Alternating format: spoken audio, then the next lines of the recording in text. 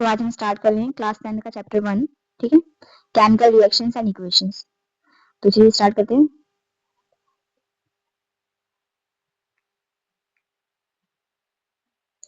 तो हम बात करते हैं, कह रहे हैं consider the following situations of daily life and think what happens. ठीक है, हम कुछ डेली लाइफ की सिचुएशंस को पढ़ेंगे, ठीक है, और बताएंगे क्या होगा। ठीक है, milk is left at room temperature during summer. जब मिल्क को क्या कहते हैं, आप काफी टाइम के लिए क्या कहते हैं, समर के टाइम पे, ठीक है, रख देंगे तो क्या होगा, तो मिल्क की क्या हो जाएगी, कर्लिंग हो जाएगी, मिल्क फट जाता है ना। आगे बात करते हैं, an iron tawa pan nail is left expose to humid temperature. ठीक है, आयरन का तवा है या कोई भी आयरन का आर्टिकल, अगर आपने उसको ह्यूमिड एटमोस्फेयर में रख दिया तब क्या होगा, जैसे हम उसको ह्यूमिड एटमोस्फेयर देंगे, ठीक है, आयरन के आर्टिकल को, तो क्या कहते हैं, उस पर क्या स्टार्ट होगी, रस्टिंग स्टार्ट होगी, रेडिश ब्राउन कवरिंग आने लग जाएगी, है ना, रेडिश ब्राउन क्या आने लगेगी, कवरिंग आने लग जाएगी। अब बोल रहे हैं ग्रेप्स गेट फर्मेंटेड। अब ग्रेप्स को जब फर्मेंट करते हैं, ठीक है ना, तो ग्रेप जूस होता है जो, है ना, उससे क्या बन जाती है, अल्कोहल बन जाती है। तो उसकी जो केमिकल आइडेंटिटी होती है वो क्या हो जाती है, चेंज हो जाती है। फूड इज कुक्ड, जब भी आप फूड वगैरह बना रहे हैं, ठीक है, तो क्या होता है, फूड में जो भी हमारा जो भी प्रोटीन या कार्बोहाइड्रेट होते हैं उनकी क्या होते हैं, बॉन्ड्स क्या होते हैं, टूट जाते हैं। वहां पर भी क्या हो रही है, केमिकल आइडेंटिटी उसकी चेंज हो रही है।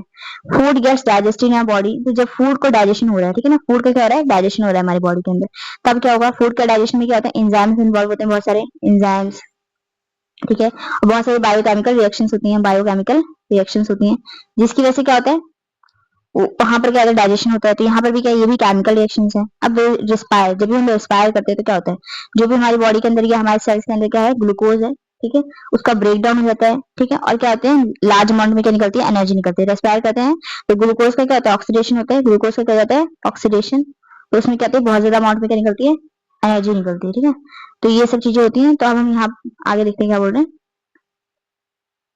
इन the above situations nature and identity of the initial substance in the above situations, nature and identity of the initial substance have somewhat change. तो हमने पढ़ लिया, जितने भी हमने ऊपर भी रिएक्शंस पढ़ी है, जो भी हमने पढ़ा था, जो भी हमें सिचुएशंस दे रखी थी, उसमें क्या है, या तो नेचर चेंज हो रहा है या तो आइडेंटिटी चेंज हो रही है इनिशियल सब्सटेंस की। ठीक है, we have already learn about physical and chemical change of matter in previous classes. ठीक है, when a chemical change occurs we can say a chemical reaction change. जब भी कोई केमिकल चेंज आएगा तो क्या बोलेंगे हम कि केमिकल रिएक्शन हो रहा है। जैसे कि मैं बात कर रही हूँ आयरन वाला ही ले लेते हैं, आयरन के आर्टिकल को आपने रख दिया ह्यूमिड इन्वायरमेंट में, ठीक है, जैसे ह्यूमिड इन्वायरमेंट मिलेगा उसे, तो क्या होगा, धीरे धीरे उस पर रस्ट आने लग जाएगा, उसकी रस्टिंग होने लग जाएगी, वो खराब होने लग जाएगा। तो यहाँ क्या हो रहा है, उसका क्या होता है, कुछ ना कुछ केमिकल कंपोजिशन क्या हो रहा है, चेंज हो रहा है, तो मतलब वहां क्या हो रहा है, केमिकल रिएक्शन। वैसे ही ग्रेप्स फर्मेंट हो रहा है, जब जब ग्रेप्स फर्मेंट होगा होगा तो क्या होगा, ग्रेप जूस से क्या बनने लगेगी, धीरे धीरे अल्कोहल बनेगी। जब अल्कोहल बनेगी तो वहां पर भी इसकी क्या हो रही है, केमिकल कंपोजिशन क्या हो रही है, चेंज हो रही है, मतलब वहां पर क्या हो रहे हैं, केमिकल रिएक्शन हो रहे हैं। ठीक है, you may perhaps we wondering so as what to actually meant by a chemical reaction. ठीक है, तो अब हम सोचेंगे हाँ कि क्या केमिकल रिएक्शन होता है, how do we come to that a chemical reaction has taken place, कैसे पता लगेगा कोई केमिकल रिएक्शन हो रही है कि नहीं हो रही है। ठीक है, यहाँ कुछ एक्टिविटीज दे रखी है, उसके बारे में पढ़ते हैं, वन बाय वन हम सारी एक्टिविटी पढ़ेंगे। ठीक, तो एक्टिविटी 1.1 है, ठीक है, इसको देखते हैं।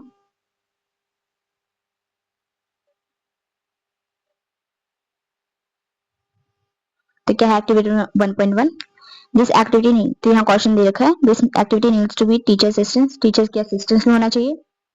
It would be better if students wear suitable glasses, और इस एक्टिविटी में अगर स्टूडेंट्स सुटेबल ग्लासेस पहनेंगे तो अच्छा रहेगा। तो देखते हैं एक्टिविटी क्या दे रखे हैं, clean a magnesium ribbon about 3 to 4 centimetre long bye rubbing it with sand paper. तो क्या है, आपने एक मैग्नीशियम रिबन लेना है, यहाँ पर है, इन्होंने ले रखा है, ठीक है, तो मैग्नीशियम रिबन लेना है आपने, ठीक है, और उसको क्या कहते हैं, क्लीन करना है पहले सैंड पेपर से। अब क्लीन क्यों कर रहे हैं उसके बारे में बात करते हैं। ठीक है, तो क्लीन क्यों कर रहे हैं उसको सैंड पेपर से, क्लीन इसलिए कर रहे हैं क्योंकि जो हमारा मैग्नीशियम रिबन है ना, जो हमारा मैग्नीशियम रिबन है, उसके ऊपर कहते हैं ऑक्साइड की कवरिंग आ जाती है। जब वो काफी टाइम तक मैग्नीशियम हमारे कहते हैं एनवायरमेंट में रहता है तो उसके ऊपर ऑक्साइड की क्या रहती है, लेयर बन जाती है, मैग्नीशियम ऑक्साइड हो जाता है वो। ठीक है, तो क्या कहते हैं, हिंडर्स करता है बर्निंग को, जो प्रॉपर बर्निंग में हेल्प नहीं करता है, इसलिए उसको क्या कहते हैं, हम क्लीन करते हैं। ठीक है, तो यहाँ लिख लेते हैं।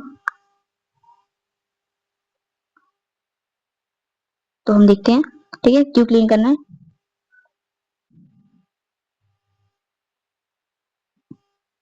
ठीक है, टू रिमूव,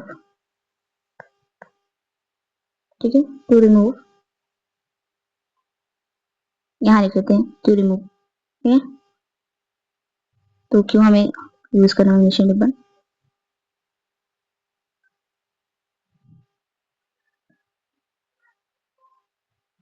ठीक है, यहाँ लिख लेते हैं, इसलिए से काफी।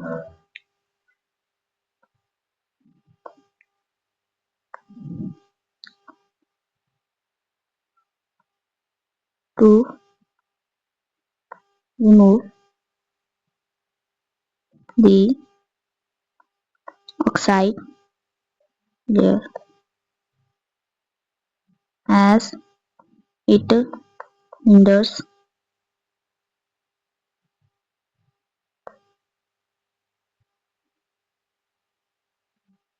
the burning, ठीक है, the proper burning।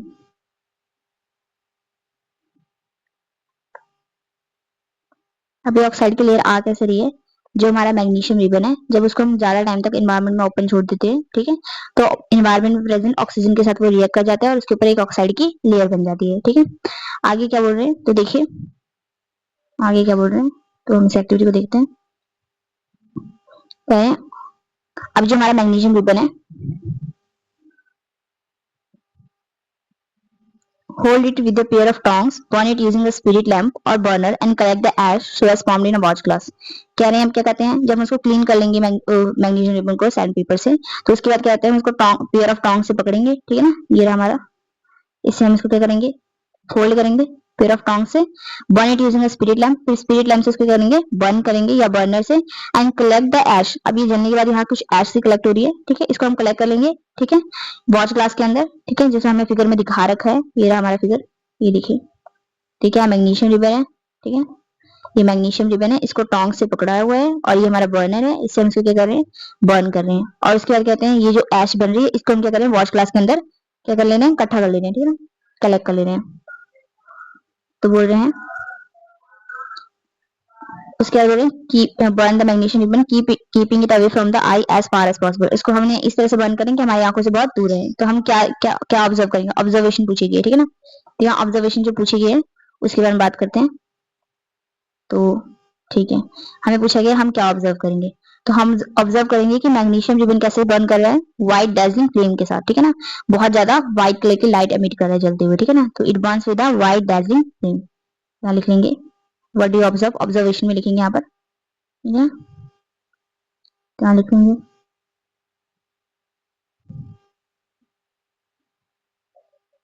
Magnesium ribbon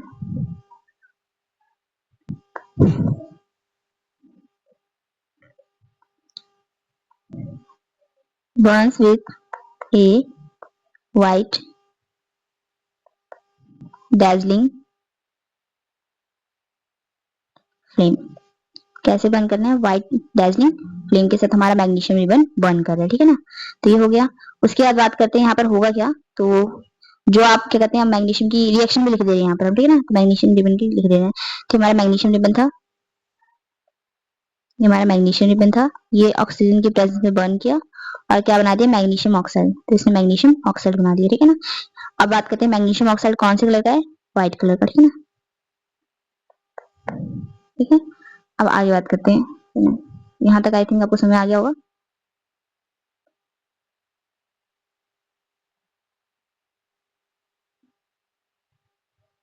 ठीक है, तो ये पहली एक्टिविटी हमारी, नेक्स्ट एक्टिविटी पे चलते हैं।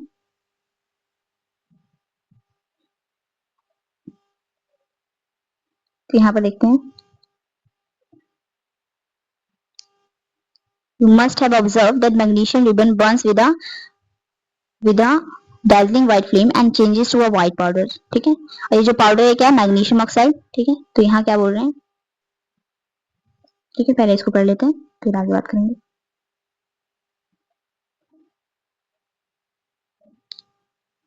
तो यहाँ बोल रहे हैं यू मस्ट हैव ऑब्जर्व, ठीक है ना, तो हमने क्या ऑब्जर्व किया, that magnesium ribbon Burns with a dazzling white flame, कैसी फ्लेम से जल रहा है, व्हाइट फ्लेम से, and changes into a white powder, और क्या कहते हैं व्हाइट पाउडर बना रहा है, this powder is magnesium oxide, और जो पाउडर बन रहा है ये हमारा क्या है, magnesium oxide, it is form due to reaction between a magnesium and oxygen present in air. तो ये व्हाइट पाउडर मैग्नीशियम ऑक्साइड जो बन रहा है कैसे बन रहा है, क्योंकि जो मैग्नीशियम रिबन हमने बर्न किया था और जो ऑक्सीजन एनवायरमेंट में वो क्या करके रिएक्ट करेंगे। अच्छा, ये जो रिएक्शन हो रही है ये हाईली एक्सोथर्मिक होती है, मतलब इसमें बहुत ज्यादा अमाउंट में क्या निकलती है, हीट निकलती है, इसलिए हमें बोला जाता है कि हम अपने आंखों को कवर करेंगे ना, आईज को, मतलब ग्लासेस वगैरह वेयर करके रखें तो बेस्ट रहेगा, ठीक है। चलिए हम नेक्स्ट पे चलते हैं। तो एक्टिविटी 1.2 क्या बोल रहा है, take lead nitrate solution in test tube, ठीक है, लेड नाइट्रेट का सोल्यूशन लेना है, दिखा रखे हैं हमें, हम जी देख लेते हैं, ठीक है, नहीं नहीं है, कह रहे हैं take lead nitrate solution in a test tube, add potassium iodide solution to this, what do you observe. तो क्या बोल रहे हैं, हमने लेड नाइट्रेट का सोल्यूशन लेना है किसी टेस्ट ट्यूब के अंदर और उसमें क्या डाल देना है, पोटेशियम आयोडाइड डाल देना है। तो हमारी क्या ऑब्जर्वेशन होगी, तो इसके बारे में बात करते हैं, ठीक है।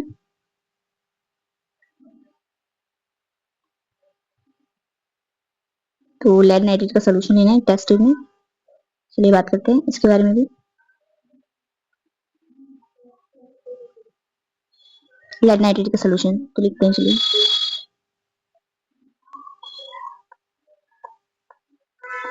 लेड नाइट्रेट का सोल्यूशन लिया हमने एक टेस्ट ट्यूब में, उसमें हमने पोटेशियम आयोडाइड डाला, तो क्या होगा, तो देखिए क्या होगा, जैसे हम लेंगे लेड नाइट्रेट का सोल्यूशन एक टेस्ट ट्यूब में और पोटेशियम आयोडाइड डालेंगे तो हमारा क्या बनेगा, लेड आयोडाइड बन जाएगा, लेड आयोडाइड की फॉर्मेशन होगी, ठीक है। और साथ में क्या होगा, पोटेशियम नाइट्रेट बनेगा, ठीक है। तो क्या होगा, दोबारा से आपको बता देना है, तो जैसे हमने क्या लिया, लेड नाइट्रेट का सोल्यूशन लिया, ठीक है, और उसमें पोटेशियम आयोडाइड को जैसे हम डालेंगे तो हमारा लेड आयोडाइड बनेगा और पोटेशियम नाइट्रेट बनेगा, तो ये हमारी रिएक्शन होगी। अब हमें पूछा गया है, ठीक है, तो अब यहाँ मैं बता दूं, जो पोटेशियम आयोडाइड, जो लेड आयोडाइड हमारा बनेगा, ये कौन से कलर का बनेगा, येलो कलर का बनेगा, कौन से कलर का बनेगा, येलो, येलो कलर का बनेगा, पोटेशियम लेड आयोडाइड हमारा येलो कलर का बनेगा। और ये दोनों ही सोल्यूशन जो हमने पहले लिए थे, कौन से, पोटेशियम नाइट्रेट, लेड नाइट्रेट और पोटेशियम आयोडाइड, ये कैसे थे हमारे कलरलेस, ये भी कलरलेस था, ये भी कलरलेस था। और जैसे हम क्या कहते हैं, इनका रिएक्शन कराएंगे तो हमारा लेड आयोडाइड बनेगा येलो कलर का, और ये क्या होता है, प्रेसिपिटेट बनेगा, कैसे बनेगा, प्रेसिपिटेट। अब प्रेसिपिटेट क्या होता है मैं आपको बताऊंगी आपको, देखिए येलो कलर का प्रेसिपिटेट बनेगा, क्या बनेगा, प्रेसिपिटेट, प्रेसिपिटेट, ठीक है, येलो कलर का प्रेसिपिटेट बनेगा। और ये प्रेसिपिटेट होता है क्या है, इनसॉल्युबल, इनसॉल्युबल सब्सटेंस।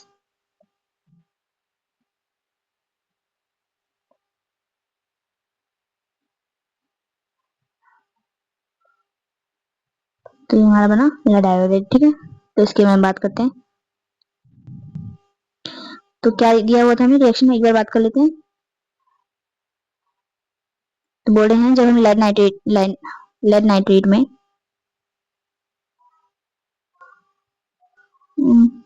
चलो इसको आपने नोट कर लिया होगा वैसे,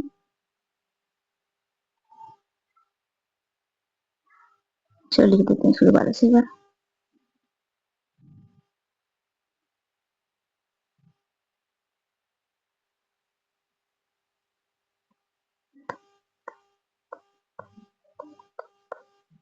ठीक है, तो मैं आपको एक बार बता दे रही हूँ क्या हुआ था। तो हमें बोला गया था कि हम क्या करते हैं, एक टेस्ट ट्यूब या एक टेस्ट ट्यूब में क्या लेंगे, लेड नाइट्रेट का सोल्यूशन लेंगे, तो हमारी टेस्ट ट्यूब थी, ठीक है ना, इसमें हमने लिया लेड नाइट्रेट का सोल्यूशन, क्या डाला, लेड नाइट्रेट का सोल्यूशन,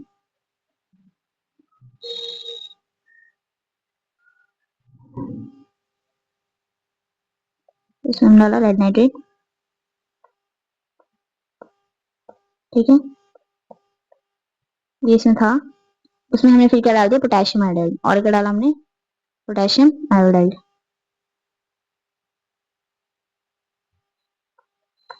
पोटेशियम आयोडाइड। तो क्या होगा उसके बाद, उसके बारे में बात करते हैं। तो जैसे हम ये डालेंगे तो रिएक्शन क्या होगी टेस्ट ट्यूब के अंदर, तो हम दोबारा से बना रहे हैं टेस्ट ट्यूब, तो वहाँ टेस्ट ट्यूब है, तो इसके अंदर क्या होगा, ठीक है ना, तो इसके अंदर होगा हमारा येलो कलर का इनसॉल्युबल मास, ठीक है ना। बाकी तो हमारा सोल्यूशन था पोटेशियम आयोडाइड का बनेगा, ठीक है। तो इसके अंदर ये जो बना है, ये हमारा क्या बन गया, लेड आयोडाइड, ठीक है ना, हमारा क्या बन जाएगा, लेड आयोडाइड। बाकी तो हमारा सोल्यूशन ही है, इसके अंदर बाकी क्या है हमारे पास, पोटेशियम नाइट्रेट है, और यहाँ बनेगा लेड आयोडाइड, ये येलो कलर का इनसॉल्युबल मास होगा, ठीक है ना। तो ये था इस एक्टिविटी में।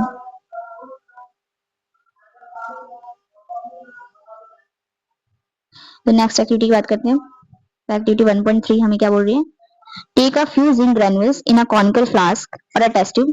तो क्या लेना है हमें, जिंक ग्रेन्यूल्स लेने हैं, ठीक है, तो ये हमें दिखा रखा है यहाँ पर एक्टिविटी में, तो यहाँ पर देख लेते हैं हम। तो कह रहे हैं take few zinc granules in a conical flask और टेस्ट ट्यूब, ठीक है, ले लिया हमने। उसके बाद एड डाइल्यूट हाइड्रोक्लोरिक एसिड और सल्फ्यूरिक एसिड टू दिस। तो ये हमारे क्या है, हमने क्या लिया, जिंक का मेटल लिया है, ये जिंक के छोटे छोटे पीसेस लिए हमने किसे, अपने टेस्ट ट्यूब में, ठीक है। इस टेस्ट ट्यूब में हमने लिए जिंक के छोटे छोटे पीसेस, तो यहाँ लिए हमने, ठीक है। उसके बाद बोल रहे हैं एड हाइड्रोक्लोरिक एसिड और सल्फ्यूरिक एसिड टू दिस। तो इसके अंदर हमने सल्फ्यूरिक एसिड या हाइड्रोक्लोरिक एसिड डाला, तो यहाँ पर हमने कौन सा लिया, सल्फ्यूरिक एसिड डाल दिया। Handle the acid with care. आगे क्या बोल रहे हैं, do you observe anything happening around the zinc granules. तो आपने क्या देखा, कुछ हो रहा है जिंक ग्रैन्यूल्स के अराउंड, यहाँ हम देखेंगे, ठीक है। तो यहाँ जिंक ग्रैन्यूल्स के आसपास हमें क्या दिख रहे हैं, छोटे छोटे बबल्स दिख रहे हैं। क्या दिख रहे हैं, यहाँ पर बबल्स दिख रहे हैं, ठीक है ना। तो हमने पहली चीज क्या नोटिस की, यहाँ पे बबल्स बन रहे हैं, ठीक है ना। अब वो बबल्स कौन सी गैस के हैं, हाइड्रोजन गैस के हैं, ठीक है। आगे बढ़ रहे हैं, टच द कॉनिकल फ्लास्क और test tube, is there any change in temperature. तो जब आप कॉनिकल फ्लास्क या टेस्ट ट्यूब पर टच करेंगे इस केस में, ठीक है, तो इसका टेम्परेचर थोड़ा सा क्या रहेगा, राइज दिखेगा, थोड़ा बढ़ा हुआ रहेगा, ठीक है ना। तो हॉट फील होगा ये, ठीक है। टेम्परेचर क्या हो गया, इसका इंक्रीज हो गया। तो हम लिख लेते हैं क्या क्या ऑब्जर्वेशन आई है हमारी, ठीक है। तो पहले बोल रहे हैं जिंक ग्रैन्यूल के पास क्या, यहाँ पे लिखा भी है कौन सी गैस निकली है, हाइड्रोजन गैस, ठीक है ना।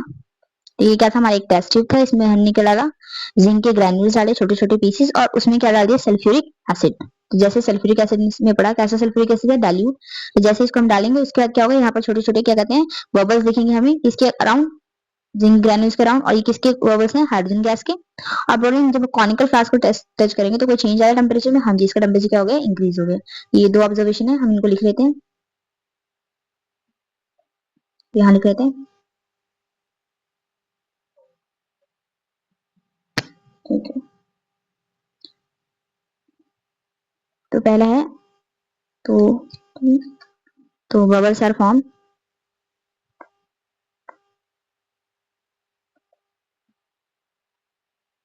bubbles of hydrogen gas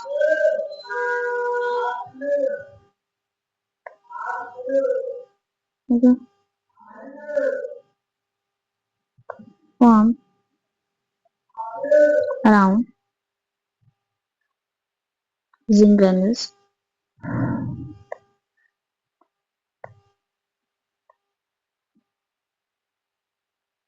ठीक है। तो ये पहला ऑब्जर्वेशन था। नेक्स्ट क्या है,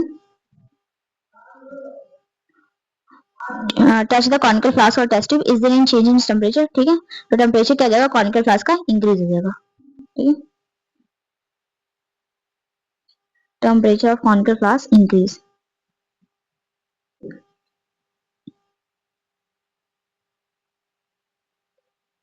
क्या लिख लेते हैं, ठीक है, लिख लेते हैं, there is rise in temperature of conical flask,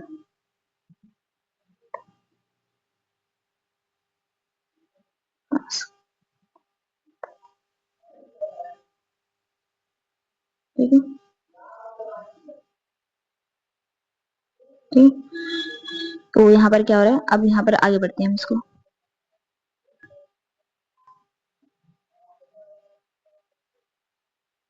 तो क्या है आगे, from the above three activities, हमने थ्री एक्टिविटीज पढ़ ली, कौन कौन सी थी, एक मैग्नीशियम रिबन वाली थी, एक लेड नाइट्रेट का सोल्यूशन था, टेस्ट ट्यूब में लिया था, और पोटेशियम आयोडाइड लिया था, ठीक है, तो वो वाली। और तीसरी हमने पढ़ी अभी जिंक ग्रैन्यूल्स वाली, ठीक है ना। तो from the above three activities we can say that any of the following observation help us to determine whether a chemical reaction has taken place, ठीक है। तो इनमें से कोई भी ऑब्जर्वेशन हमें बता देगी कि केमिकल रिएक्शन हुई कि नहीं, ठीक है ना। तो कौन कौन से ऑब्जर्वेशन है उसके बारे में देखते हैं। या तो चेंज इन स्टेट हो रहा हो, ठीक है, कोई चीज सॉलिड थी लिक्विड हो गई, लिक्विड थी सॉलिड हो गई, चेंज इन स्टेट आ रहा है, ठीक है, गैसेस वगैरह कुछ भी हो गया, तो क्या है, मतलब वहां पर क्या हुई है, केमिकल रिएक्शन, ठीक है। चेंज इन कलर, कलर में चेंज आ रहा है तब भी क्या हुई है, chemical reaction. Evolution of gas, अभी हमने हाइड्रोजन गैस वाला पढ़ा था, ठीक है, तब भी क्या होगी, अगर कहीं गैस इवॉल्व हो रही है तो वहां पर भी क्या है, chemical reaction. Change in temperature, ये वाली जो हमने रिएक्शन पढ़ी थी अभी, इसमें क्या है, टेम्परेचर बढ़ रहा था, तो चेंज इन टेम्परेचर भी आ रहा है तब भी क्या हुई, वहां पर केमिकल रिएक्शन हुई है, ठीक है। तो आगे बढ़ते हैं, as we observe the changes around us we can see that there is a large variety of chemical reaction taking place around us, ठीक है। जैसे जब हम अराउंड चेंजेस देखेंगे तो हमें पता चलेगा बहुत सारी वैरायटी में क्या रही है, केमिकल रिएक्शन हो रही है। We study about the various types of chemical reaction and the symbolic representation in this chapter, ठीक है। तो हम इस चैप्टर में क्या क्या पढ़ेंगे, केमिकल रिएक्शंस के बारे में पढ़ेंगे, उनके सिंबॉलिक रिप्रेजेंटेशंस के बारे में पढ़ेंगे, तो पहले बात करते हैं केमिकल इक्वेशंस, ठीक है। तो केमिकल इक्वेशंस क्या होती हैं, हम उसके बारे में बात करते हैं। तो activity 1.1 can be described as, ठीक है। तो जो हमारी एक्टिविटी 1.1 हुई थी, क्या हुआ था, when a magnesium ribbon is burned in oxygen it gets converted to magnesium oxide. तो हम इसको अगर बोलेंगे तो हम क्या बोलेंगे, एक्टिविटी 1.1 में क्या हुआ था, जब हमने एक मैग्नीशियम रिबन को बर्न किया किसमें, ऑक्सीजन में, ठीक है। तो क्या कहते हैं, it gets converted to magnesium oxide. तो क्या बन गया, magnesium oxide. This description of a chemical reaction in sentence form is quite long. ठीक है, हम सेंटेंस फॉर्म में बता रहे हैं तो काफी लंबा है, ठीक है। तो इसको क्या कहते हैं, जैसे मैंने बताया कि मैग्नीशियम रिबन बर्न हुआ, ठीक है, तो क्या बन गया, मैग्नीशियम ऑक्साइड। तो सेंटेंस फॉर्म में लिखना पड़ रहा है, तो ये क्या कहते हैं, इन्फॉर्मेशन काफी लॉन्ग लग रही है, ठीक है। It can be written in shorter form. तो इसको शॉर्ट फॉर्म में कैसे लिख सकते हैं, the simplest way to do is to write in a form of a word equation. तो इसको हम वर्ड इक्वेशन की फॉर्म में लिख सकते हैं। तो वर्ड इक्वेशन क्या है, मैग्नीशियम प्लस ऑक्सीजन। तो मैग्नीशियम था, ऑक्सीजन से रिएक्ट किया और क्या बन गया, हमारा प्रोडक्ट बना मैग्नीशियम ऑक्साइड, ठीक है ना। तो यहाँ पर एक चीज और देख लीजिए, तो जो चीज रिएक्ट कर रही है, ठीक है ना, तो जो अपनी इनिशियल फॉर्म में थी जो चीजें, ठीक है, तो कौन सी थी, मैग्नीशियम था और ऑक्सीजन था, ठीक है ना। तो ये दोनों रिएक्ट करी, तो मैग्नीशियम और ऑक्सीजन रिएक्ट किए, तो ये हमारे क्या रिएक्टेंट हो गए, ठीक है। और इन्होंने क्या बना दिया, मैग्नीशियम ऑक्साइड, तो हमारे क्या जगह प्रोडक्ट हो जाएगा। और देखिए ये हमारा कौन सा साइड है, लेफ्ट हैंड साइड। तो लेफ्ट हैंड साइड हम लिखते हैं रिएक्टेंट्स को, और हमारा रिएक्टेंट, ठीक है। तो जो भी हमारा रिएक्टेंट रहेगा उनके बीच में क्या रहेगा, प्लस का साइन। और जो मैग्नीशियम ऑक्साइड जो बना है वो हमारा क्या है, राइट हैंड साइड है। और ये क्या है, प्रोडक्ट बना हमारा, ठीक है। अगर हमारे एक से ज्यादा प्रोडक्ट होंगे तो उसको हम प्लस साइन से क्या करेंगे, डिनोट करेंगे, प्लस साइन लगा के, और प्रोडक्ट हम लिखते जाएंगे यहाँ पर, ठीक है ना। और इनके बीच में क्या एक एरो है, तो ये सब इन्फॉर्मेशन भी पढ़ेंगे। तो देखिए, substances that undergo chemical change in the reaction, ठीक है, जो सब्सटेंस का केमिकल चेंज हुआ है, ठीक है, तो वो कौन से है, मैग्नीशियम एंड ऑक्सीजन, ये हमारे क्या कहलाएंगे, reactant. The new substance is magnesium oxide, और जो नया सब्सटेंस क्या बना हमारा, मैग्नीशियम ऑक्साइड, ठीक है, वो हमारा क्या है, प्रोडक्ट है। वो हमारा क्या है, प्रोडक्ट है, कुछ खास नहीं है। ये केमिकल चेंज हुआ है जिनका रिएक्शन में, वो हमारे क्या रिएक्टेंट है। और जो हमारा मैग्नीशियम ऑक्साइड है वो हमारा क्या है, प्रोडक्ट है, ठीक है। तो वर्ड इक्वेशन क्या शो कर रही है, word equation shows change of reactant to product through an arrow place between them, ठीक है। तो अब बात करते हैं रिएक्टेंट्स आर रिटर्न, जो रिएक्टेंट्स होंगे हमारे वो होंगे left hand side with a plus sign between them, और प्रोडक्ट्स होंगे राइट हैंड साइड में with a plus sign between them. Arrow head का, एरो हेड जो हमारा एरो का हेड है वो किसी तरफ रहेगा, प्रोडक्ट की तरफ, और वो डायरेक्शन दिखाएगा रिएक्शन की, ठीक है ना। तो एरो हेड हमारा कहाँ है, प्रोडक्ट की तरफ। देखो एरो का जो हेड है वो हमारी किस तरफ है, प्रोडक्ट की तरफ है, और डायरेक्शन दिखा रहा है कहाँ से आ रही है, रिएक्टेंट से प्रोडक्ट की तरफ, ठीक है। रिएक्शन के डायरेक्शन दिखा रहा है वो। आगे चलते हैं फिर। तो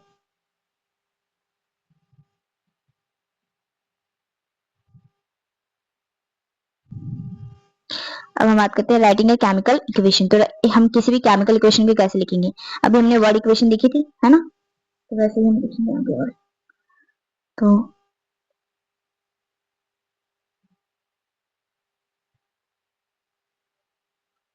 is there an other shorter way of representing, अभी हमने देखा एक तो शॉर्टर वे हमारा था वर्ड इक्वेशन, ठीक है ना, कि हम क्या लिखेंगे, मैग्नीशियम प्लस ऑक्सीजन क्या बन गया, मैग्नीशियम ऑक्साइड। वैसे ही हम लिखेंगे is there any shorter way for representing chemical equation, कोई और छोटा मेथड है केमिकल इक्वेशन को रिप्रेजेंट करने का। The chemical equation can be made more concise and useful if you use chemical formula instead of words. अगर हम words की जगह क्या यूज करें, केमिकल फॉर्मूला यूज करें, ठीक है, तो क्या हुआ, और इजी लिखा जाता है, और शॉर्टर फॉर्म में इसको लिख सकते हैं, अ chemical equation represent a chemical reaction. और यहाँ क्या बोला गया है, एक केमिकल इक्वेशन है,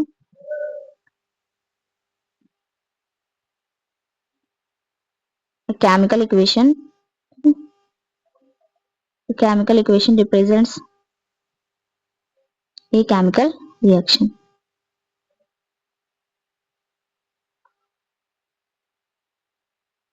If you recall the formula of magnesium oxide, magnesium oxygen, ठीक है, and magnesium oxide in the above word equation can be done.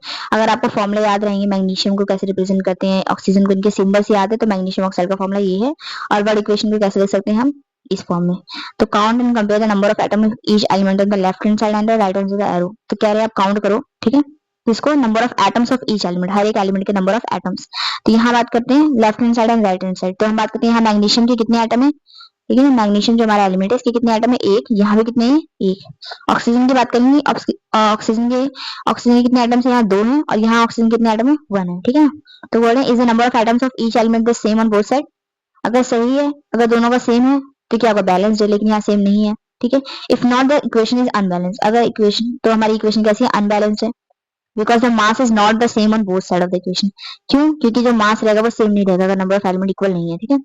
तो such a chemical equation is skeletal chemical equation, तो इसको क्या बोलेंगे? Skeletal chemical equation. तो चलिए काफी कुछ हो गया इसमें, तो देखते हैं, ठीक है। तो बात करते हैं द नंबर ऑफ, यहाँ बात करते हैं, ठीक है, the number of atoms of each element the, ठीक है, सेम ऑन बोथ साइड, अगर सेम है दोनों side, same on the both sides, same on the both sides, ठीक है। Then the equation is balance, तब इक्वेशन क्या हो जाएगी हमारी? Balance. Then the equation is balanced, ठीक है। अब इफ नॉट, अगर नहीं है तो इक्वेशन हमारी अनबैलेंस्ड है क्या? तो यहाँ पर अगर नहीं है तो क्या होगा? इक्वेशन हमारी कैसी है? अनबैलेंस्ड है। तो if not then the equation is unbalanced, ठीक है। बिकॉज क्यों? क्योंकि मास क्या रहेगा? सेम नहीं रहेगा both side of the equation पे, ठीक है। ऐसी केमिकल इक्वेशन को हम क्या बोलते हैं? स्केलेटल केमिकल इक्वेशन, ठीक है।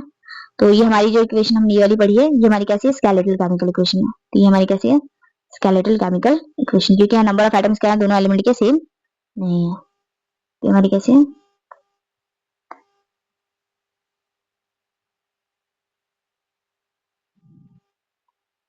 Skeletal chemical equation.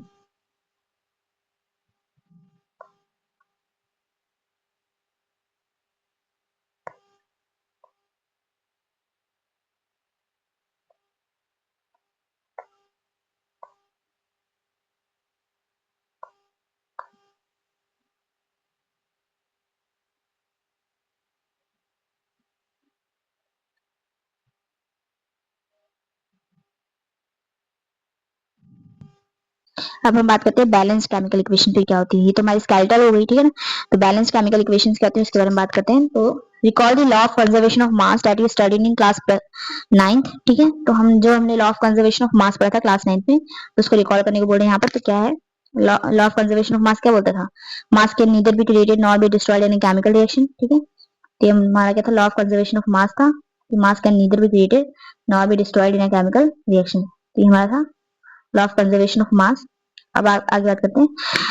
तो this is the total mass of the element present the product of a chemical reaction has to be equal to the total mass of the element present the reactant। तो क्या बोलता है ये हमारा जो law of conservation of mass, कि वो total mass of the elements present the product, ठीक है। जो भी हमारे क्या कहते हैं एलिमेंट प्रेजेंट है, तो इसमें प्रोडक्ट साइड में उनका जो टोटल मास रहेगा, ठीक है, वो किसके टोटल मास के इक्वल रहेगा? जो भी एलिमेंट हमारे प्रेजेंट है रिएक्टेंट साइड में, ठीक है ना। In other words the number of atoms of each element remains the same. इसका मतलब क्या? हर एक एलिमेंट जो रहेगा उनके नंबर क्या रहेंगे? सेम रहेंगे, ठीक है, before and after chemical reaction. तो इसलिए हमें क्या कहते हैं? बैलेंस करना पड़ेगा अपनी स्केलेटल केमिकल इक्वेशन को, ठीक है। तो बात करते हैं यहाँ पर, तो जो हमारी वर्ड इक्वेशन थी एक्टिविटी 3 की, उसके बारे में बात करते हैं। एक्टिविटी 3 हमारी क्या थी कि हमने जिंक में सल्फ्यूरिक एसिड को, ठीक है, डाला था, ठीक है।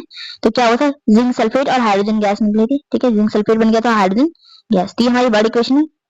अभी जो वर्ड इक्वेशन है इसको हम लिखेंगे किसमें? ठीक है, केमिकल इक्वेशन में लिखेंगे, ठीक है। तो इसको करते हैं आगे, ठीक है। तो फॉर्मूला में रिप्रेजेंट करते हैं इसको। तो क्या है? जिंक प्लस H2SO4 क्या बनना है? ZnSO4 plus H2। तो यहाँ पर बन गया। अब यहाँ पर देखते हैं सबके एलिमेंट्स के क्या कहते हैं नंबर, एलिमेंट के नंबर सेम कि नहीं। यहाँ बात करते हैं एटम, ठीक है। तो यहाँ जिंक की बात करते हैं। तो यहाँ जिंक के कितने एटम है? यहाँ जिंक का 1 एटम है, ठीक है। यहाँ जिंक की कितने एटम है? एक। इधर कितने हैं? 1 है, ठीक है। तो यहाँ लिख दिया। यहाँ पर क्या कर रहे हैं? बस लिख रहे हैं कि किसी कितने एटम है, ठीक है ना। तो जिंक की बात करते हैं, बैलेंसिंग सीख रहे हैं यहाँ पर। तो देखिए जिंक के कितने एटम है? यहाँ भी 1 है, यहाँ भी 1 है, ठीक है। रिएक्टेंट साइड भी एक है, प्रोडक्ट साइड भी एक है।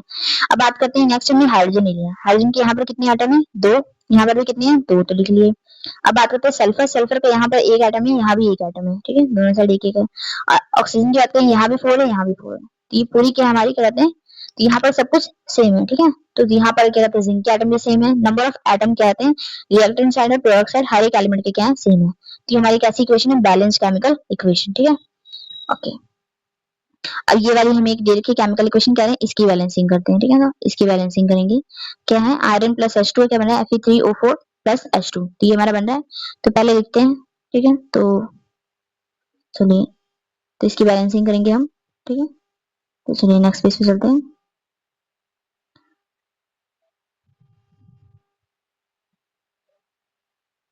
To balance the chemical equation first draw boxes around each formula, do not change anything inside the, तो जो आंसर बता रही पहले उसको देख लेते हैं। Do not change anything inside the boxes while balancing the equation, ठीक है ना। तो हमने बॉक्स बना लिया, ठीक है ना, हर एक को यहाँ पर बता दिया गया है कि ये आयरन है, वाटर है, ठीक है ना, और जो भी हमने ले रखे हैं Fe3O4 जो भी मेरा प्रोडक्ट साइड और रिएक्टेंट साइड है, इसके अराउंड एक बॉक्स बना लिया। इनको हमने छेड़ना नहीं है, ठीक है ना। तो इसके अंदर की कोई भी चीज चेंज नहीं होनी चाहिए, ठीक है। अब हर एक के हम एलिमेंट के एटम लिख लेंगे, ठीक है ना। This number of atoms of different element present in the unbalance equation, तो हर एक के एटम लिख लेते हैं। तो आयरन का देखेंगे यहाँ पर कितने एलिमेंट, कितने एटम है आयरन के, आयरन का एक है। और अगर बात करें आयरन का रिएक्टेंट साइड, एक प्रोडक्ट साइड कितने हैं, 3 एटम है, ठीक है ना। रिएक्टेंट साइड कितने हैं, एक, प्रोडक्ट साइड कितने हैं, 3, तो यहाँ हमने लिख दिया। अब हाइड्रोजन की बात करते हैं, हाइड्रोजन के रिएक्टेंट साइड 2 है और प्रोडक्ट साइड भी 2 है, तो ये बैलेंस है। ऑक्सीजन की बात करें, ऑक्सीजन के इधर 1 है, ऑक्सीजन के प्रोडक्ट साइड कितने 4 है। तो ये जो है नंबर ऑफ एटम्स हर एक एलिमेंट के तो सेम नहीं है, तो ये कैसी है हमारी अनबैलेंस। तो पहले हमने लिख लिए, ठीक है। उसके आगे क्या करेंगे, it is often convenient to start balancing compound at comparison maximum number of atom, तो क्या बोल रहे हैं कि हमें उस कंपाउंड को बैलेंस करने से पहले स्टार्ट करना चाहिए जिसमें सबसे ज्यादा नंबर ऑफ एटम होंगे, ठीक है ना। तो बात करते हैं यहाँ पर एक ही एटम है, इसमें आयरन का एक ही एटम है। यहाँ बात करते हैं 3 एटम है, 2 हाइड्रोजन के, 1 ऑक्सीजन के। और यहाँ बात करते हैं तो यहाँ कितने एटम है, 3 ऑक्सीजन के, 3 आयरन के, 4 ऑक्सीजन के, तो 7 एटम्स हो गए यहाँ पर। तो सबसे ज्यादा एटम्स किसमें है, इस वाले कंपाउंड में, ठीक है।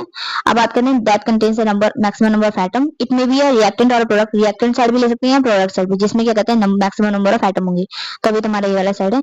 In that compound select the element which has the maximum number of atoms, अब उस एलिमेंट, उस कंपाउंड में भी हम देखेंगे किस एलिमेंट के पास सबसे ज्यादा नंबर ऑफ एटम है। तो बात करेंगे यहाँ आयरन के पास 3 ही एटम है, पर ऑक्सीजन के पास कितने हैं, 4 एटम है, ठीक है ना। तो आगे बात करते हैं, using these criteria we select Fe3O4 and the element oxygen in it, ठीक है। तो हमने ले लिया Fe3O4 को, ये क्राइटेरिया जब हमने फॉलो किया, ये वाला कंपाउंड लिया, इसमें भी हमने किसको लिया, एलिमेंट ऑक्सीजन को लिया, ठीक है, बैलेंस करने के लिए। There are 4 oxygen atoms on the right hand side, right hand side पे या प्रोडक्ट साइड पे हमारे 4 ऑक्सीजन है, और लेफ्ट हैंड साइड पे यहाँ कितने, एक ही है। तो ऑक्सीजन, सबसे पहले हम ऑक्सीजन के एटम को बैलेंस करेंगे, ठीक है। तो क्या करेंगे, जो भी हमने बैलेंसिंग करनी है ना, बैलेंसिंग में एक चीज याद रखना, जो भी आपने लिखना है, जो भी मल्टीप्लाई में डालेंगे वो आगे से डालेंगे, ठीक है ना। यहाँ पर कुछ भी नहीं होगा। तो ये बात करते हैं, यहाँ 4 लगा दिया हमने, यहाँ जैसे ही 4 आया, ठीक है, यहाँ जैसे 4 आया, ठीक है ना, तो ये बन गया 4 2 8, 8 हमारे बन गए हाइड्रोजन, और ऑक्सीजन कितने होंगे 4। एक चीज मैं आपको बता दूं, यहाँ पर जब भी हम बैलेंसिंग करेंगे ना, तो देखिए जैसे, हाँ जी, तो यहाँ ये जो है ना, इसके हाइड्रोजन के पैर में 2 है, सबस्क्रिप्ट बोल सकते हैं, और ये 4 है, ठीक है ना। तो ये मल्टीप्लाई हो जाएंगे, तो 4 2 8, हाइड्रोजन के कितने एटम होंगे 8। और ऑक्सीजन की बात करें तो ऑक्सीजन के पास नीचे कुछ भी नहीं है सबस्क्रिप्ट में, तो 4 बन जाए 4 ही होता है। ऑक्सीजन कितने हो गए 4 हो गए हमारे पास, ठीक है ना। तो ऑक्सीजन तो बैलेंस हो गया, हाइड्रोजन कितने हो गए हमारे पास 8, और यहाँ हाइड्रोजन हमारे पास कितने हैं, सिर्फ 2 एटम है।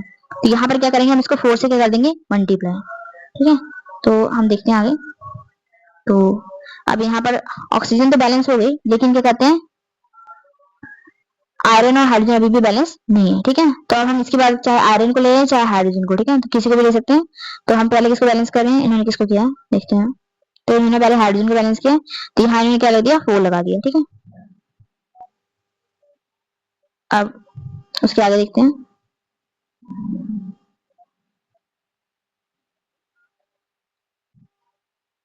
अब उसके बाद क्या हो गया, अब इस इक्वेशन में देखेंगे, तो यहाँ हाइड्रोजन ऑक्सीजन बैलेंस हो गया, सिर्फ आयरन बाकी है। तो आयरन के यहाँ 3 एटम है, यहाँ क्या करेंगे हम 3 से इसको मल्टीप्लाई कर देंगे, तो यहाँ पर आयरन के भी कितने हो गए 3 एटम हो गए, ठीक है। तो अब हम देखेंगे तो क्या होगा, यहाँ 3 एटम है आयरन के, यहाँ भी 3 एटम है आयरन के, यहाँ 4 एटम है ऑक्सीजन के, इधर साइड पे 4 एटम है ऑक्सीजन की। अब इधर बात करेंगे तो 8 एटम है हमारे हाइड्रोजन के, इधर भी 8 एटम है हमारे हाइड्रोजन के, ठीक है ना। तो ये क्या हुई, तो हर एक एलिमेंट के जो नंबर है, ठीक है, एटम, हर एक एलिमेंट में जो एटम के नंबर है वो क्या हो गए, इक्वल हो गए। तो ये जो इक्वेशन होगी अब क्या हो गई है, बैलेंस होगी, ठीक है। ये जो मेथड अभी हमने यूज किया इसको बोलते हैं हिट एंड ट्रायल मेथड, ठीक है, ताकि क्योंकि इसमें हम ट्रायल्स बना रहे हैं कि हाँ किससे किसको मल्टीप्लाई करेंगे, ठीक है, तो क्या बन जाएगा, ठीक है ना। तो इस तरह से हमने इसको बैलेंस करने की कोशिश की है, ठीक है। अब आगे बात करते हैं। तो बोल रहे हैं writing symbols of physical state, ठीक है। तो हमारी जो भी अब हमारी केमिकल रिएक्शन हो रही है, ठीक है ना, उसके अंदर क्या कहते हैं हम सिंबल्स यूज करेंगे, ठीक है। तो क्या बोल रहे हैं, writing symbols of physical state, तो क्या बोल रहे हैं, carefully examine the above balanced equation 1.9, does this equation tell us anything about the physical state of each reactant and product, ठीक है। जब हम ऊपर वाली इक्वेशन देखेंगे, ठीक है, जब हमने बैलेंस किया है, ठीक है, यहाँ फिजिकल स्टेट नहीं दे रखी है हमें किसी की भी कि हाँ आयरन सॉलिड दिया है, वाटर, हाँ वाटर लिक्विड फॉर्म में, ठीक है, ये जो प्रोडक्ट बन रहे हैं किस फॉर्म में, इनके बारे में इनकी फिजिकल स्टेट कुछ भी नहीं बताया गया, ठीक है। तो ये नहीं बताया गया, तो ये बोल रहे हैं no information has been given in this equation about the physical state, कोई भी इन्फॉर्मेशन हमें नहीं दे रखी है। To make a chemical equation more informative the physical states of reactant और product are mention along with their chemical formula. कह रहे हैं अपनी जो भी हमारी क्या कहते हैं केमिकल इक्वेशन है, उसको और क्या कहते हैं इंफॉर्मेटिव कैसे बना सकते हैं, अगर हम उनकी क्या कहते हैं फिजिकल स्टेट लिखते हैं, रिएक्टेंट और प्रोडक्ट की, रिएक्टेंट्स एंड प्रोडक्ट्स की क्या करें फिजिकल स्टेट्स को क्या करते हैं मेंशन करें, ठीक है, केमिकल फॉर्मूला में, ठीक है। जैसे कि क्या क्या है, गैसियस, लिक्विड एंड एक्वस, ठीक है, गैसियस, लिक्विड, क्या क्या बोल रहा है, gases, liquid, aqueous and solid state को किससे करेंगे, गैसेस को जी से, लिक्विड को ब्रैकेट में एल से, एक्वस को ए क्यू से, एस सॉलिड के लिए, एक्वस क्या मतलब सोल्यूशन है किसी चीज का वाटर के साथ, ठीक है ना। आगे बात करते हैं, तो word equation is written if the reactant और प्रोडक्ट इज रिप्रेजेंटेड, ठीक है। तो एक्वस क्या बोल रहे हैं, एक्वस अच्छा यहाँ दे रखा है, the word aqueous AQ is written if the reactant or product is present in the solution in water, ठीक है। अगर कोई भी रिएक्टेंट या प्रोडक्ट कहते हैं सोल्यूशन की फॉर्म में है वाटर के साथ, तो क्या कहते हैं हम एक्वस लगाते हैं, ठीक है। अब बात करते हैं जो हमने ऊपर इक्वेशन बैलेंस करी थी, तो उसके साथ अगर हम क्या कहते हैं उनकी फिजिकल स्टेट लिख देंगे, तो आयरन कौन से फॉर्म में था सॉलिड में, वाटर कौन से फॉर्म में लिखा है गैसेस फॉर्म में, और ये जो हमारा ऑक्साइड बना है ये कौन से फॉर्म में सॉलिड फॉर्म में, और हाइड्रोजन यहाँ गैस इवॉल्व हो रही है, ठीक है। अब आगे बात कर रहे हैं, note that Note that the symbol G is used with H2O to indicate that this is reaction water is in the form of steam. यहाँ पर कि गैसियस फॉर्म में मतलब ये किस फॉर्म में लिया गया हमने वाटर को यहाँ किस फॉर्म में लिया स्टीम की फॉर्म में, किस फॉर्म में स्टीम की फॉर्म में। Usually physical states are not included in chemical equation unless it is necessary. Generally क्या कहते हैं फिजिकल स्टेट को नहीं लिखा जाता है किसी भी केमिकल इक्वेशन में जब तक क्या कहते हैं स्पेसिफाई ना करना हो ना उनकी फिजिकल स्टेट को। जैसे यहाँ गैसियस फॉर्म लिखा रखा है तो मतलब ये स्टीम की फॉर्म में यूज कर रखा है, ज्यादा हीट एनर्जी यूज की है यहाँ पर, ठीक है, आयरन के साथ। बोल रहे हैं sometimes the reaction conditions such as temperature, pressure, catalyst, etc. for the reaction are needed indicated above or below the arrow, ठीक है। तो क्या कर रहे हैं काफी बार क्या कहते हैं जो रिएक्शन कंडीशंस होती हैं, ठीक है ना, जैसे कि टेम्परेचर कितना है, प्रेशर कितना दे रखा है केमिकल जो भी इक्वेशन है, या कैटलिस्ट कौन सा यूज कर रहे हैं, तो उसको जब हमने मेंशन किया होता है तो उसको हम क्या कहते हैं एरो के अबव या बिलो लिखते हैं, ठीक है। तो जैसे कि एग्जांपल के तौर पे हमें दो दे रखे हैं, ठीक है। तो यहाँ क्या देखा है एक तो, ठीक है, कार्बन मोनोऑक्साइड है, ठीक है, और हाइड्रोजन गैस है, ठीक है। 340 एटीएम प्रेशर पे क्या कहते हैं क्या बना रहे हैं मिथेनॉल बना रहे हैं, ठीक है ना, तो ये बना रहे हैं। तो यहाँ पर हमने लिख दिया है कि ये भी गैसियस फॉर्म में, ये भी गैसियस फॉर्म में, और जो प्रोडक्ट बना हुआ है लिक्विड फॉर्म में बना है, ठीक है ना। नेक्स्ट देखते हैं क्या देखा है, तो ये हमें ये फोटोसिंथेसिस का प्रोसेस दिखा रखा है। तो 6 कार्बन डाइऑक्साइड, ठीक है ना, के मॉलिक्यूल ले रखे एक्वस फॉर्म में, ठीक है, और वाटर हमारा लिक्विड फॉर्म में, किसकी प्रेजेंस में सनलाइट और क्लोरोफिल के प्रेजेंस में ग्लूकोज बना रहे हैं, जो भी बनेगा वो एक्वस सोल्यूशन रहेगा, और वाटर बन रहा है, और नहीं और क्या बन रहा है वाटर बन रहा है, और क्या बन रहा है हमारा ऑक्सीजन गैस, ठीक है ना। तो आगे बात करते हैं यूजिंग दिस स्टेप, जो हमने अभी पढ़े थे कि हमें क्या करना है, जो भी हमने बैलेंसिंग की थी उसका यूज करके हम क्या कर सकते हैं और भी इक्वेशन को बैलेंस कर सकते हैं। क्वेश्चन है पहले उनको हम देख लेते हैं। Why should a magnesium ribbon be clean before burning in air? तो कह रहे हैं मैग्नीशियम रिबन को हमें क्लीन क्यों करना चाहिए बर्निंग इन एयर में बर्न करने से पहले, ठीक है ना। क्यों, तो देखिए इसका रीजन लिख लेते हैं यहाँ पर, बिकॉज, है ना,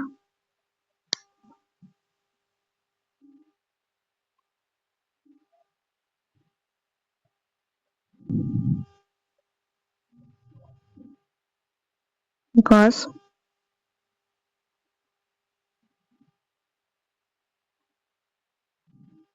when magnesium ribbon is left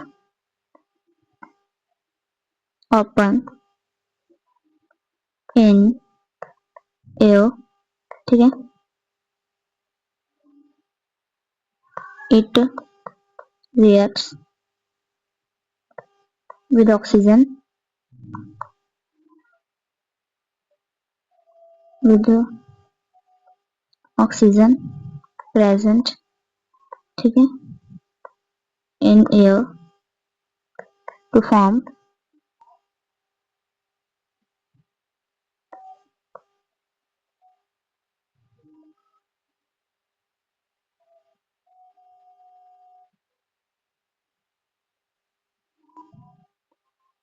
magnesium oxide, magnesium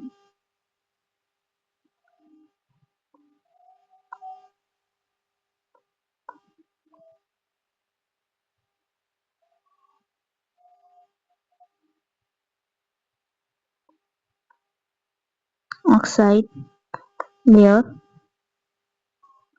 which hinders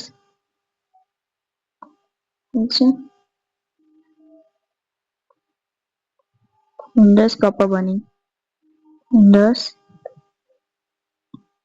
proper burning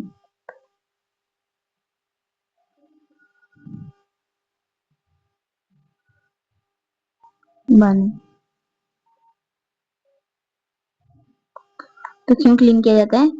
क्योंकि क्या कहते हैं, जब मैग्नीशियम रिबन क्या कहते हैं ओपन एयर में रहता है, ठीक है, तो क्या कहते हैं एनवायरमेंट में प्रेजेंट एयर के साथ वो क्या करता है, ऑक्सीजन के साथ रिएक्ट करके वो मैग्नीशियम ऑक्साइड की क्या बना देता है, लेयर बना देता है, तो इसकी प्रॉपर बर्निंग होने नहीं देता है, इसीलिए इसको क्या कहते हैं, सैंड पेपर से पहले क्लीन किया जाता है बर्न करने से पहले, ठीक है ना। तो पहला क्वेश्चन हो गया। सो नेक्स्ट क्वेश्चन पे चलते हैं। So next question, right the balance chemical equation for the following chemical reaction. तो हमें बैलेंस केमिकल इक्वेशन लिखनी है इन रिएक्शंस के लिए। तो पहला है हाइड्रोजन प्लस क्लोरीन, ठीक है, हाइड्रोजन क्लोराइड बना रहे हैं, ठीक है, hydrogen plus chlorine, hydrogen chloride बना रहे हैं, तो यहाँ लिख लेते हैं, ठीक है, H2 प्लस Cl2 क्या बना रहे हैं, HCl। यहाँ देखेंगे हम, तो इस दोनों में देखिए जरा, इधर हाइड्रोजन के 2 एटम है, इधर क्लोरीन के 2 एटम है, और अगर हम प्रोडक्ट साइड देखें तो इधर हमारे क्या कहते हैं, हाइड्रोजन का 1 एटम है और क्लोरीन का भी 1 ही एटम है, ठीक है ना, क्लोरीन का भी 1 ही एटम है, तो इसलिए हम यहाँ पर क्या करेंगे,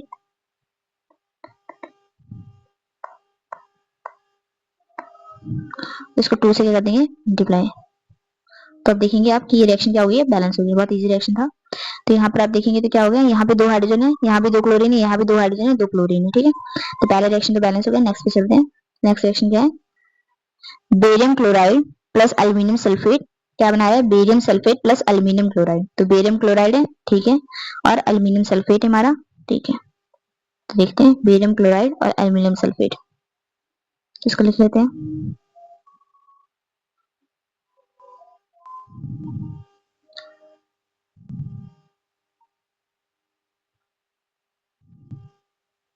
तो हमारा बेरियम क्लोराइड, ये Cl2 एल्यूमिनियम सल्फेट,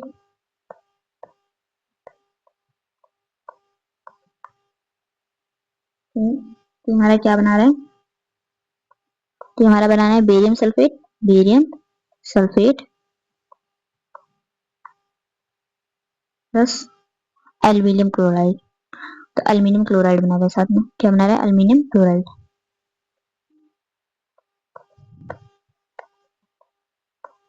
तो हमारी हो गई है रिएक्शन। तो चलिए इसको बैलेंस करते हैं।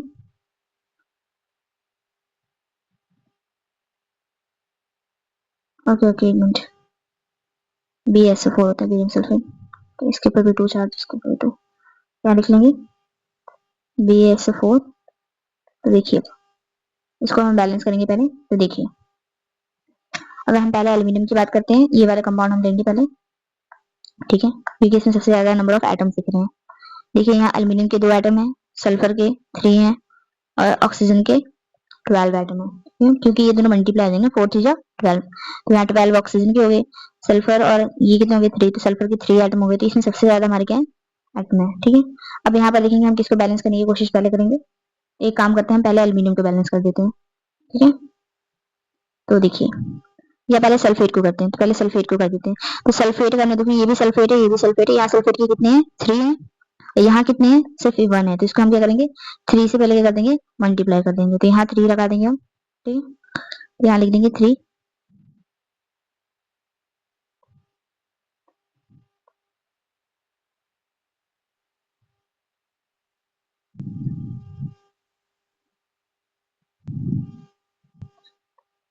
ये आ गया 3।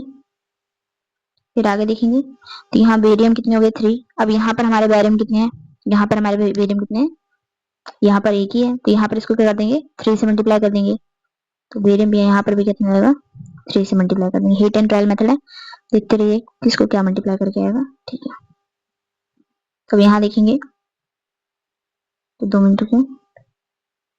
तो यहाँ देखिए यहाँ बेरियम के कितने एटम है, 3, एल्यूमिनियम के कितने हो गए, 3 2 जा 6, 6 हो गए। और यहाँ बाकी बात करें, अगर हम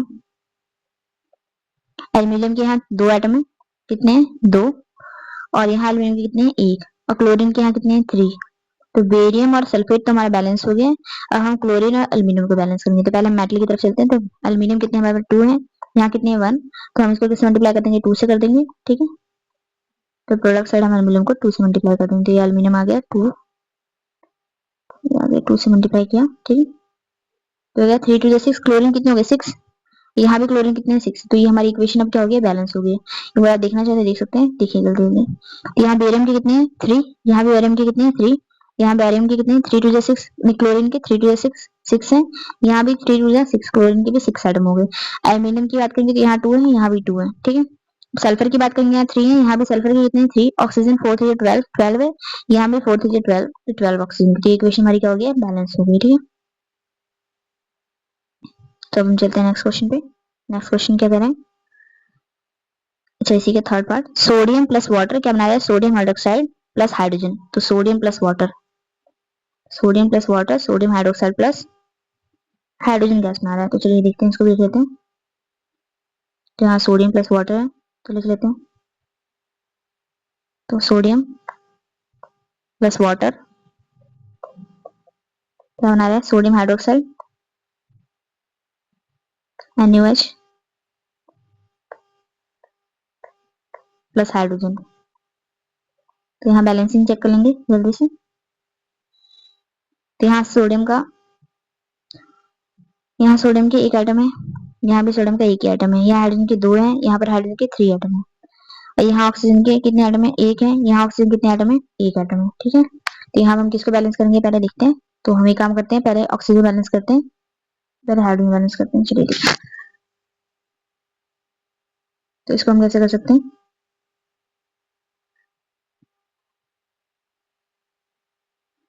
तो यहाँ हम क्या एक काम करते हैं, क्योंकि ऑर्डर में चल रहा है तो यहाँ इसको 2 से मल्टीप्लाई कर देते हैं। तो यहाँ 2 2 जा 4, तो यहाँ 4 हाइड्रोजन हो गए हैं, इसको हम क्या कर देंगे 2 से मल्टीप्लाई। तो ऑक्सीजन कितने हो गए यहाँ पर 2, यहाँ भी ऑक्सीजन कितने हो गए 2। और अब हम बात करते हैं, यहाँ सोडियम 2 हो गए, तो यहाँ भी सोडियम कितना जाएगा 2। तो अब ये इक्वेशन क्या जाएगी बैलेंस हो जाएगी। एक बार दिखा दे रहे हैं आपको, देखिए। तो यहाँ पे देखिए, अब पहले हम बात करते हैं किसकी, हाइड्रोजन की। तो 2 2 जा 4, यहाँ पर देखिए 2 यहाँ पर हाइड्रोजन है, 2 यहाँ पर हाइड्रोजन, तो यहाँ भी 4 हो गई। सोडियम की बात करेंगे यहाँ 2 है, यहाँ भी 2 हो गए। ऑक्सीजन की बात करेंगे यहाँ 2 एटम है, यहाँ भी ऑक्सीजन कितने एटम हो गए 2 हो गए। तो इक्वेशन में हमारी क्या हो गई बैलेंस हो गई, ठीक है। चलिए नेक्स्ट क्वेश्चन पे चलते हैं, क्या बोल रहा है, right a balance chemical equation. तो बैलेंस केमिकल इक्वेशन लिखनी है with state symbols for the following reaction, ठीक है। और क्या कहते हैं स्टेट सिंबल, सिंबल्स भी लिखने हैं इनके, ठीक है। Solution of barium chloride and sodium sulphate in water, ठीक है।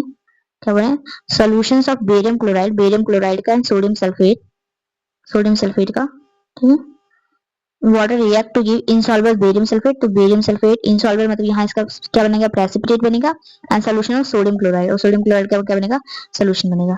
तो किसको किसको करें, barium chloride and sodium sulphate को। तो पहले चलिए barium chloride and sodium sulphate, तो लिख लेते हैं बेरियम क्लोराइड।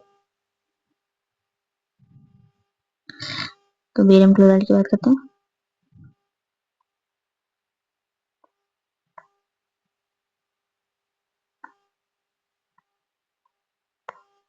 सोडियम सल्फेट,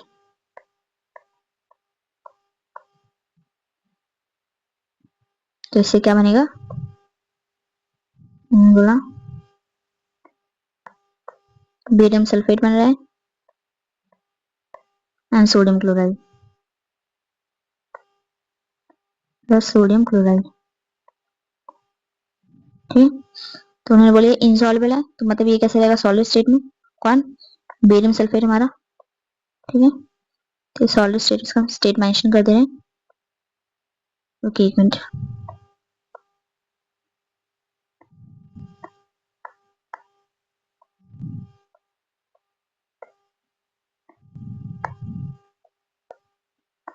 ये हमारा सोडियम क्लोराइड जो है ये कैसे रहेगा एक्वस फॉर्म में, ये कैसे फॉर्म है एक्वस फॉर्म में, ठीक है।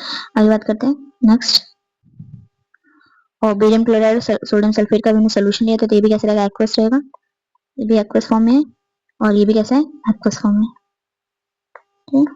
तो इन्होंने बोला था इसकी केमिकल इक्वेशन बैलेंस करनी है, तो चलो बैलेंस करते हैं पहले। तो बोल रहे हैं barium chloride and sodium sulphate, तो यहाँ लिखेंगे सोडियम, पहले मेटल को बैलेंस कर देते हैं। सोडियम के यहाँ पर 2 एटम है, इधर साइड एक ही है, तो हम यहाँ क्या करेंगे, इसको 2 से मल्टीप्लाई कर देंगे।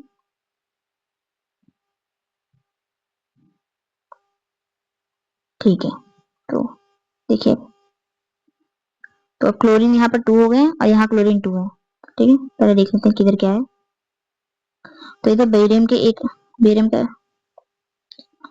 बेरियम का एक एटम है, यहाँ भी बेरियम का एक एटम है, यहाँ सल्फर का एक है, यहाँ भी सल्फर का एक है, ऑक्सीजन के 4 है, ऑक्सीजन के 4 है, सोडियम के 2 एटम है, सोडियम के 2 एटम है, क्लोरीन का 2 एटम है, क्लोरीन का 2 एटम है। तो ये क्या हो गया, हमारी इक्वेशन क्या हो गया, बैलेंस हो गई। ठीक है, तो चलिए नेक्स्ट पे चलते हैं।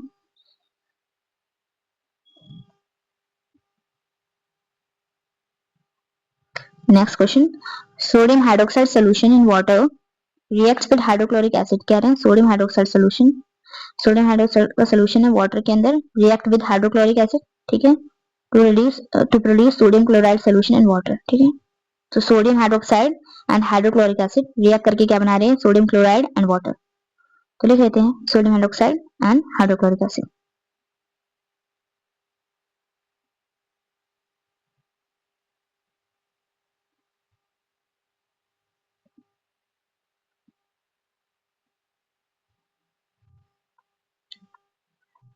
तो क्या है, sodium hydroxide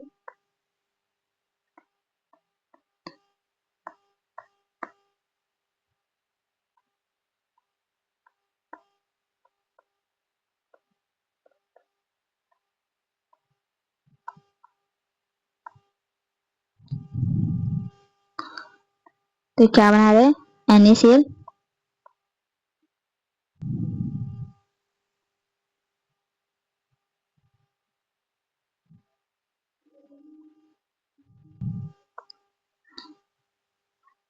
NaCl plus H2O। NaCl कैसे बना रहे हैं, aqueous और H2O लिक्विड फॉर्म में। ठीक है, तो इसको देख लेते हैं। तो क्या है, NaOH। तो यहाँ पे जल्दी जल्दी देख लेते हैं बैलेंसिंग है कि नहीं। तो यहाँ सोडियम का एक एटम है, यहाँ भी सोडियम का, क्लोरीन का एक एटम, क्लोरीन का एक एटम है, हाइड्रोजन के 2 एटम है, इधर भी हाइड्रोजन के 2 एटम है, ऑक्सीजन का एक एटम है, ऑक्सीजन का एक एटम। तो ये क्वेश्चन पहले से क्या है, बैलेंस्ड है। ठीक है, तो इसको बैलेंस करने की जरूरत नहीं है। चलिए नेक्स्ट चलते हैं। तो बात करते हैं टाइप्स ऑफ केमिकल रिएक्शंस की। ठीक है, तो कितने टाइप की केमिकल रिएक्शंस होती हैं, तो पढ़ते जाते हैं। We have learned in class 9th that during a chemical reaction atoms of one element do not change into those of another element। ठीक है, तो हमने क्लास 9 में पढ़ा था कि एटम ऑफ वन एलिमेंट, ठीक है, एक एलिमेंट का जो एटम है चेंज नहीं होता दूसरे में। ठीक है, दूसरे एलिमेंट में चेंज नहीं होता। इसका मतलब क्या है, वो तो कार्बन है, कार्बन ये नहीं कि ऑक्सीजन बन जाएगा। ठीक है, केमिकल रिएक्शन में। ठीक है, not do atoms disappear from the mixture, और ऐसा भी नहीं है कि एटम्स डिसअपियर हो जाएंगे। ऐसे मैंने अभी एक एग्जांपल ले ली सपोज, चलिए एक एग्जांपल ले लेते हैं। तो कोई भी एग्जांपल ले ली, मैंने लिखा अब ये वाली NaCl plus NaOH plus HCl। मैंने सिर्फ ये नहीं लिख देना कि यहाँ पर NaCl बन गया और वाटर को हटा दिया मैंने। क्यों, क्योंकि यहाँ पर देखिए अगर मैं वाटर ना लिखूं तो इधर से सोडियम का एटम है, इधर भी सोडियम का एटम है। यहाँ पर अगर मैं बात करूं क्लोरीन का एटम है, क्लोरीन का एटम है, लेकिन यहाँ हमारे रिएक्टेंट साइड हाइड्रोजन का एटम तो है लेकिन प्रोडक्ट साइड नहीं है। इधर हमारे रिएक्टेंट साइड ऑक्सीजन का भी एक एटम है लेकिन ऑक्सीजन का भी एटम नहीं है। तो यहाँ पर बोले note do atoms of disappear from the mixture. तो एटम्स डिसअपियर भी नहीं होते मिक्सचर में। ठीक है, और अपीयर फ्रॉम एल्सवेयर, ये भी नहीं बोल सकते प्रोडक्ट में नहीं है लेकिन क्या कहते हैं रिएक्टेंट में कहीं से आ गए, कहीं और से नहीं आ रहे हैं। ठीक है ना, जो हमारे पास थे वही क्या कर रहे हैं, रिएक्ट कर रहे हैं। ठीक है, तो वो सारे रहेंगे जो भी हमारे रिएक्शन में थे। तो यहाँ आगे बात करते हैं क्या बोल रहे हैं। तो you will study about actually chemical reaction involve breaking and making of bonds. तो केमिकल रिएक्शन में क्या होता है, ये चीज याद रखना, क्या होती है यहाँ पर बॉन्ड बनते हैं और बॉन्ड टूटते हैं। ठीक है, between atoms to produce new substance. इनके बीच में एटम्स के बीच में बॉन्ड्स टूटते हैं और नए बॉन्ड बनते हैं ताकि क्या कर सके, नए सब्सटेंस बन सके। ठीक है ना, ताकि जिनको हम क्या बोलते हैं, प्रोडक्ट बोलते हैं। ठीक है, यहाँ कहते हैं एंड यहाँ पर एक चीज लिख देना। तो केमिकल रिएक्शन में क्या होता है, केमिकल रिएक्शन में इन्वॉल्व थी, गलत मैंने बड़ा चीज दिया, reactions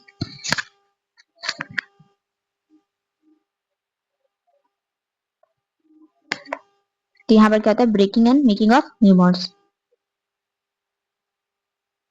chemical reactions involve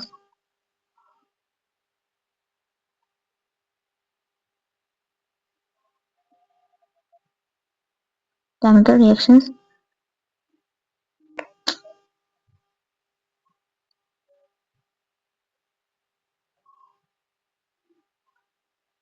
Chemical reaction involve the breaking and making of bonds between atoms to produce new substance. तो ये आप याद रखना। अब चलिए हम के एक्टिविटी पढ़ते हैं। तो पहले हम टाइप के कौन सी रिएक्शन पढ़ रहे हैं? कॉम्बिनेशन रिएक्शन पढ़ रहे हैं।